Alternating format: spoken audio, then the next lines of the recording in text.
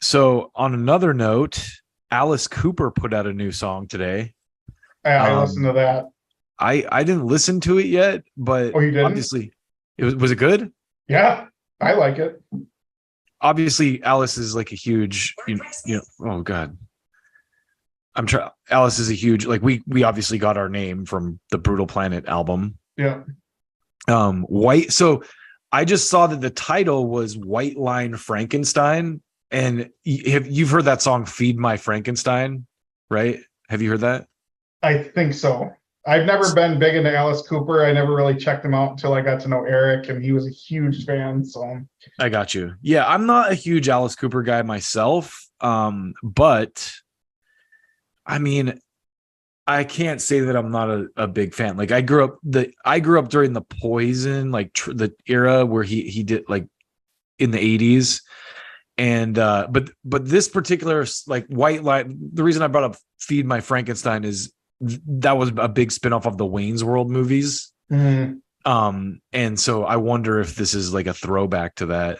But we can play. So I yeah, I don't learned. know enough about it to tell you. When I saw White Lion, I thought the song was going to be about cocaine or something. Oh, that's what I thought too, but I wasn't sure with the But I mean, Frankenstein. he's basically singing about like life on the road as a rock star. Let's listen to. So legally on stream, we can play 6-second increments of a song. I did this the other day without getting a copyright strike. And a lot of times, if they copyright strike you, most artists will like let you use clips of their song. You just like sometimes you can't monetize it, but Well, let's hear Vince, if just you hear this, we're promoting your stuff, okay? yeah, totally. Let's hear. Hold on a sec. I always do this thing too where I forget to tick the box that like shares the sound. So then people on stream are like, what? I can't hear this. All right, so let's listen to like 6 seconds of this. I feel a little bit dead, but tonight I'm alive. Okay.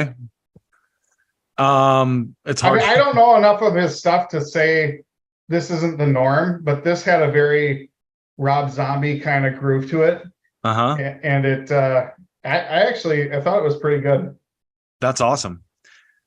Let's see what he says. White Line Frankenstein's a monster we created. It's a truck driver who's been out there a long time. He's the king of the road.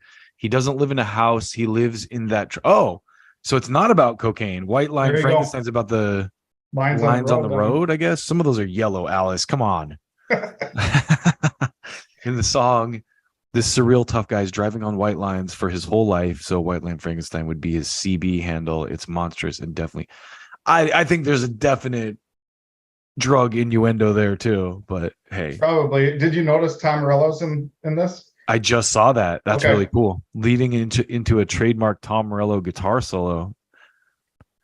Lyric video by Simon Ward. I was curious when you said it sounds kind of like Rob Zombie. I was curious who produced it. Bob Ezrin. Okay, wow. Background vocals Bob Ezrin. So it's probably produced by Ezrin, I would guess. Yeah, you should definitely listen to the whole thing afterwards. I'll have to. It's a good song, and I'm not a huge Cooper fan, but this one I dig for sure. Okay. So let's see what we're kind of flying through this stuff, but maybe we should talk a little bit more about Alice. There was a thing about in this James Hetfield bit I watched, and he was talking about how this delineation between bands like Kiss and Alice Cooper and Aerosmith and what was an AC/DC.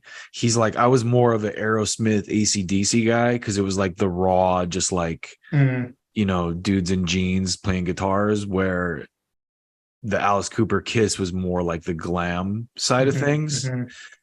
And I thought that was an interesting delineation, just because I never really thought about it that way. But Metallica notoriously was like the kind of like the anti-glam band, in that era. That's interesting. Yeah, now that you say that, I probably lean more towards the non-glam bands as well. I never got into Kiss or anything, and it's not really my thing. Yeah, it's like I'm a little bit in that realm just because I grew up in the 80s. So Well, sure. You have to be I mean, I was Kiss fan, born in huh? 78. So it's like I grew up listening to, like, when I was a little kid, I was listening to like Def Leppard and, you know what I mean? Bon Jovi,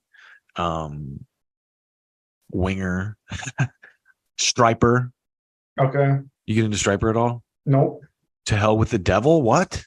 Dude, I was raised in such a conservative home. I didn't discover music till I got my driver's license, and I could pop in CDs in my car and be like, "Whoa!" Striper's a Christian band. That's why I was. Yeah, asking. I know that, but yeah, I never really got into that